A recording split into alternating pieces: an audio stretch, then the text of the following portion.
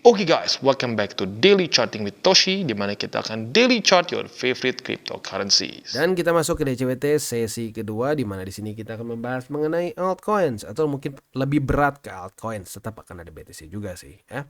Tapi buat lo yang pengen pembahasan lebih berat ke BTC ataupun Ethereum, bisa cek di DCWT sesi pertama yang sudah kita upload tadi pagi ya.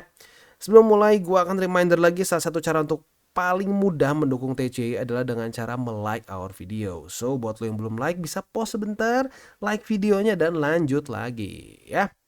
Oke, kita bisa lihat di sini berbeda dengan sesi pertama. Di sini Bitcoin merah ya. Sekarang sudah minus 1,76% dalam 24 jam terakhir ya. Jadi ini mungkin sekali lagi reminder pentingnya kita untuk tidak FOMO, beli waktu ngepump ya, beli waktu koreksi gitu. Itu yang harusnya kita lakukan. Nah, selanjutnya untuk hari ini ya, seperti yang kita tahu akan keluar dua data penting, yaitu adalah PPI. Harapan kita dia lebih rendah daripada 0,3% kalau kita pengen ya Bitcoin menguat ya, atau in general gini lah, lebih tepatnya kalau kita ingin indeks dolar melemah, harapan kita adalah PPI-nya lebih rendah daripada ekspektasi. Untuk speech dari Jerome Powell, harapan kita kalau kita pengen market mulai reversal adalah penurunan interest rate begitu ya, karena ya lagi-lagi interest rate kita masih cukup tinggi ya, masih masih nggak berubah sih ya dari kemarin. Tuh lihat udah flat berapa lama nih, udah nyaris setahun kayaknya ya. Coba kita cek, udah nyaris setahun kayaknya. 282 hari ya, menuju setahun ya. Jadi udah lumayan lama di situ. Apabila interest rate turun dengan catatan tidak terjadi resesi, itu bisa menjadi salah satu fundamental yang kita perlukan untuk reversal begitu. Tapi kalau belum, ditunda lagi atau kena resesi, akan ngedam begitu, sama seperti di 2020 begitu ya. Nah, sebelum kita masuk ke pembahasan kita pada hari ini, ada satu contoh komen yang bagus untuk pembahasan, tapi ya isinya sih nggak bagus ya. Isinya itu basically victim mentality ya. Dia ngomong gini, ya lu enak katanya ya, lu enak beli di 20.000 ya, beli di 20.000, padahal kita dapat 15 ya, nggak di 20, tapi ya nggak apalah, anggap 20.000 cukup dekat ya. Lu beli di 20.000, udah gitu lu udah TP di atas. Sekarang nanti waktunya turun, lu aja yang untung, kita mah rugi. Ya lu rugi kalau lu berarti satu kan, kalau lu all ini pucuk gitu loh. Nah, lu dari awal udah salah. Jangan victim mentality. Nah, itu gue paling gue tuh paling nggak suka sama victim mentality gitu. Ya. Lu salah, lu yang putuskan beli di pucuk gitu ya. Dan kalau lu tahu, gua tuh di 2020 udah kayak orang gila dianggapnya ya. Kenapa? Gua bilang ayo akumulasi. Ini bagus. Statistiknya A B C D E F G. Orang bilang, "Ah, gila lu, nggak akan. Lihat nih, pasti turun, pasti turun. Lihat nih 10.000, 5.000, 8.000, banyak lah angka-angka lah. Orang nggak ngerti lah. Pokoknya adalah mereka bilang lebih rendah, lebih rendah, lebih rendah. Ternyata angka lebih rendah tidak pernah datang. Bottom di 15.000 dan naik. Waktu naik, bull trap tuh kan turun. Udah. Oh enggak, ini bull trap lagi turun. Padahal apa? Higher high, higher low, higher high, ya terus gitu. Jadi gini, own up your mistakes gitu loh. Lu harus ya sudah, kalau gua salah analisa, salah apa, tidak melakukan akumulasi, ada kesalahan, ya sudah. Diterima saja lu salah gitu. Udah salah, jadi perbaiki gitu. Jangan udah salah nanti nyalain si A, si B, si C, si D gitu ya. Wah, habis ini sih ya lu enak. Lu enak terus gitu ya. Dengan mentalitas seperti itu akan tetap miskin selamanya gitu loh. Ya, akan tetap miskin selamanya. Jadi ya kalau buat lu yang mungkin sedikit kesepet nih ya dengan itu, ya mungkin cuma harus dipikir lagi ulang. Mindset lu salah gitu menurut gua. Karena gue udah bilang berkali-kali di sini, ayo akumulasi, kita masuk cycle baru. Wah, enggak, bull trap. Udah sampai sini baru, wah ya, BTC akan naik, all in. Ya sudah, tamat, begitu. Ya jadi makanya, lu harus bertanggung jawab sama keputusan lu sendiri gitu ya. Kalau lu nggak bisa bertanggung jawab dengan keputusan sendiri, udah mendingan lu main ini aja, main kelereng aja di rumah gitu ya. Nggak usah trading, nggak usah apa, udah main kelereng aja di rumah gitu, kalau nggak bisa bertanggung jawab atas tindakan lu sendiri gitu ya. Ini Tapi ini loh, to be fair, ini cuma kecil banget. Kurang lah dari 5% orang-orang di komen yang DM ataupun yang seperti itu. Dikit banget ya. Tetapi seperti gue bilang, kebiasaan buruk yang cuma 5% ini kalau nggak dari awal diinjek, dimatikan dari awal, itu bisa merembet ke mayoritas. Jadi makanya gue akan terus ingatkan hal-hal buruk ini supaya orang-orang itu nggak kejerumus ke hal yang sama. Begitu ya. Oke, balik lagi ke sini ya, intinya untuk Bitcoin. Dia itu masih belum membuat suatu higher high ya. Kayaknya di grup tadi ada yang salah. Dia pikir ada yang udah terbentuk higher high. Belum ya. At least di daily. Di daily kalau short termnya di sini kan high nih. High. Terus membuat suatu lower low. Lower high, lower low. Dan sekarang kalau sampai ini daily close seperti sekarang ya. Kita asumsi daily close seperti sekarang di bawah lagi dari struktur support. Ya berarti ini adalah suatu ya lower high lagi. Begitu. Jadi sampai sekarang masih belum ada pembuktian dia membuat higher high. Ini akan menjadi higher high apabila daily close pada hari ini tuh di atas dari 63.000 ya. Kalau sampai di atas dari situ ya berarti higher high. Seperti yang kita bisa lihat di sini ya. Kemarin belum berhasil. Begitu. Jadi ya selama masih strukturnya bearish ya sudah. Begitu. Tetapi to be fair, secara makronya mulai terbentuk satu pemecahan pola ya. Tadinya kan rapi nih, lower low, lower high, lower low, lower high. Tiba-tiba terbentuk suatu higher low di sini. Nah, higher low bisa menuju ke higher high. Begitu, alias perubahan nih. Dari begini jadi begini. Nah, tapi belum terjadi konfirmasinya. Jadi ya sabar aja, jangan mendahului market. Karena kalau gue lihat ujung-ujungnya orang itu terlalu sering terjebak dalam mereka pengen mendahului market. Belum terjadi konfirmasi, mereka sudah bikin dulu satu prediksi, satu target-target yang ya mungkin jadi ekstrim gitu ya.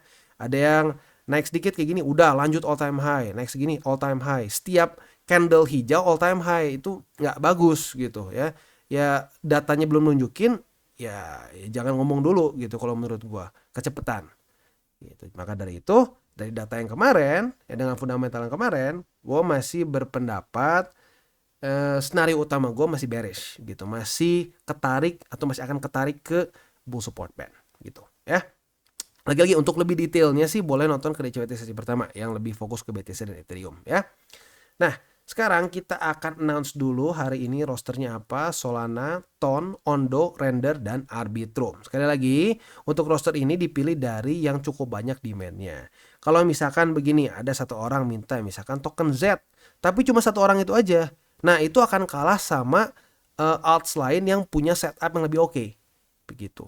Ya, jadi kalau memang belum dapat, demand-nya masih kurang, ya mungkin boleh ajak teman-teman lu buat komen juga supaya pair favorit itu dimasukin ke DCWT sesi kedua ya. Oke. Indeks dolar nggak terlalu berubah banyak sih ya, tapi intinya sih hari ini yang paling penting dua ini ya, PPI dan the Feds. Kalau sampai hasilnya ternyata bisa bikin bullish, indeks dolar drop, ya berarti Bitcoin mungkin bisa membuat higher high-nya. Begitu. Tapi kalau vice versa kebalikannya ya otomatis bisa lanjut lebih dalam juga gitu ya. Oke, kita akan masuk ke buy limitnya, tapi sebelum kita masuk ke buy limit seperti biasa gue akan disclaimer dulu bahwa semua konten dari TCI bukanlah financial advice. Ini semua bentuknya adalah edukasi ya. Lalu bagaimana cara untuk mendukung TCI? Ada banyak caranya, lu bisa like our video, bisa share our video, atau juga bisa menggunakan link referral kita di bawah. Dan sekarang kita akan dengar dulu pesan-pesan dari sponsor kita pada hari ini. Oke, today's video is brought to you by Coinex. Dimana Coinex ini salah satu exchanger yang menurut gue cocok banget untuk newbie sampai ke advance. Buat para newbies, lu bisa menggunakan swap. Ya, swap ini buat orang-orang yang mungkin, bang, gue mau DCA murni, gue pusing, udah pernah cobain TA ya dan seterusnya, nggak ngerti-ngerti gitu ya. Tapi gue nggak mau ketinggalan momentum cycle ini. Lu bisa tinggal, misalkan lu pengen akumulasi Bitcoin dari USDT, lu bisa misalkan ke BTC, lu tinggal masukin aja berapa. Misalkan lu pengen seminggu sekali $100 gitu ya, lu tinggal masukin $100. Voila, ya tinggal swap, as easy as that. Itu buat yang newbies. Tetapi buat yang intermediate sampai advance seperti spot, margin trading, dan juga futures di sini semua lengkap ya. Di sini untuk futures marketnya sendiri kita bisa lihat ya ada USDT dan USDC ya. Jadi buat lu para pengguna USDC yang mungkin jujurnya sedikit kayak anak tiri ya, di mana-mana pakai USDT ada, di sini ada juga USDC. Dan selain dari itu juga buat lu yang sudah akumulasi nih ya, kita sudah masuk arguably mungkin udah mendekati ke tengah bull market. Tentunya sudah mulai banyak akumulasi Bitcoin, Ethereum, dan berbagai macam alts belakangan ini ya. Nah, buat lo yang pengen dapat interest atau dapat yield dari token yang sudah lo beli atau koin yang sudah beli, bisa pertimbangkan untuk menggunakan CoinX karena kita bisa di sini ada berbagai macam kripto yang kita bisa dapatkan yieldnya.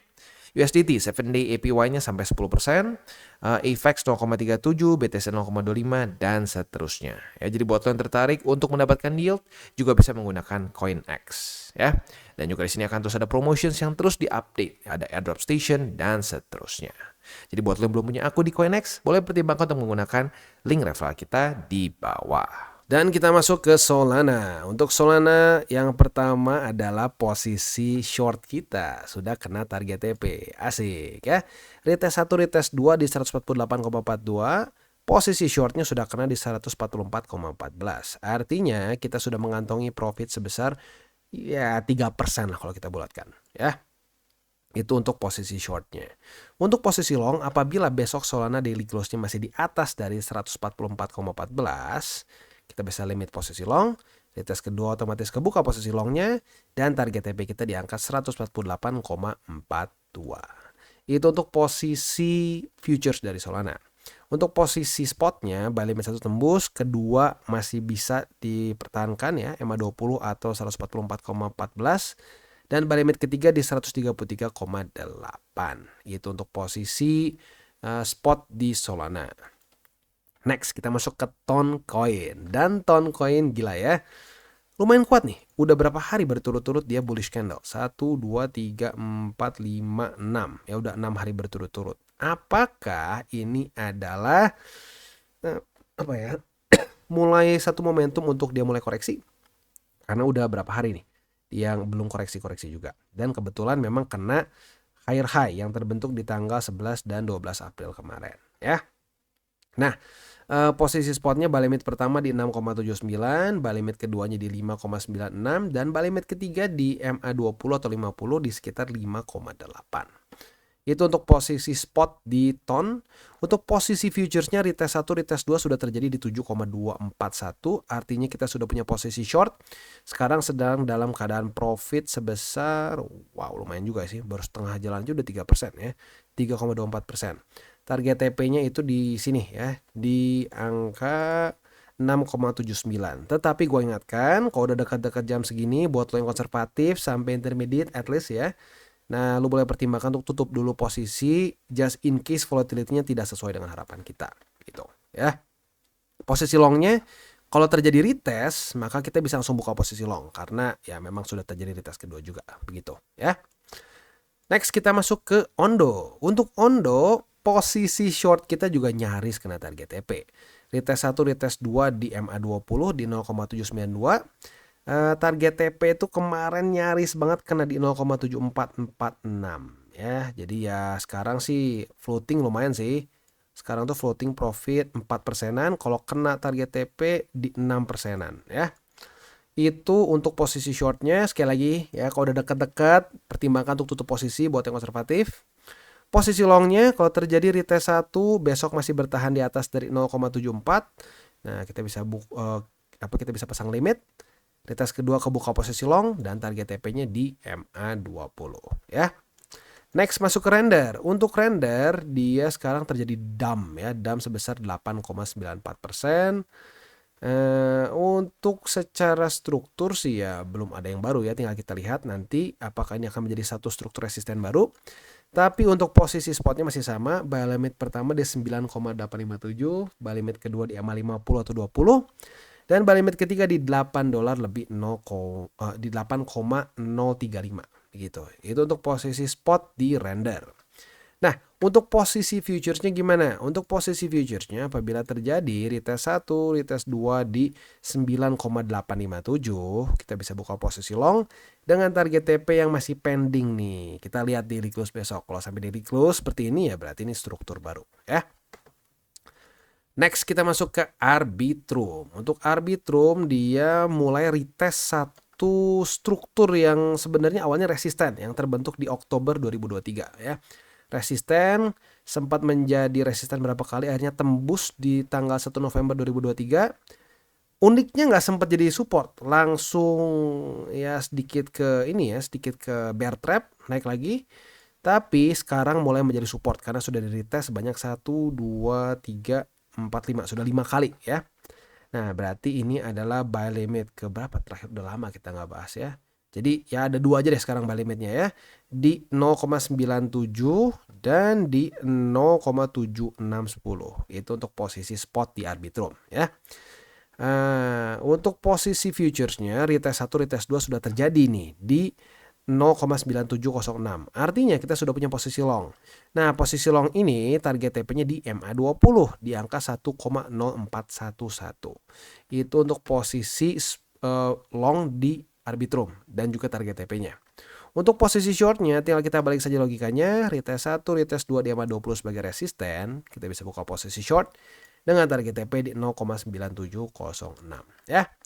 Itu kurang lebih setup untuk di Arbitrum dan juga untuk DCWT sesi kedua. Gue ingatkan sekali lagi, akan keluar 2 data penting dari US. Udah dekat-dekat ke jam segini, target TP futuresnya masih belum kena. Pertimbangkan untuk tutup duluan posisinya, just in case volatility-nya tidak bersahabat begitu ya. Dan gue ingatkan lagi, buat lu yang pengen pair favorit itu dimasukin ke DCWT sesi kedua, misalkan nih kurang demand pair lu gitu ya. Nah, lu bisa ajak teman-teman lu supaya food juga gitu. Sekalian belajar juga mengenai kripto ya. Dan jangan lupa 3 golden rules, jangan pakai uang panas, jangan over leverage dan berpikirlah jangka panjang untuk kripto. Oke guys, jadi itu adalah akhir dari segmen DCWT kita pada hari ini. Dan jangan lupa bagi kalian yang merasakan manfaat dari segmen ini, jangan lupa untuk share ke teman-teman kalian. Dan apabila lu pengen mensupport channel kita, ya TCI, jangan lupa untuk menggunakan link referral kita di bawah. Nggak wajib, ya, tetapi apabila lu menggunakan link referral kita di bawah, ada macam-macam ya, dari Bybit, Huobi, Maxi, toko kripto, dan banyak lagi ya. Ya, walaupun nggak wajib, tapi kalau menggunakan link referral kita, lu secara langsung membantu perkembangan dari TCI. Dan satu lagi, jangan lupa juga untuk join Telegram group kita, di mana kita bisa ngobrol-ngobrol santai mengenai dunia cryptocurrency secara 2 arah. So, jangan lupa untuk like, subscribe, click the bell icon, and see you on the next video.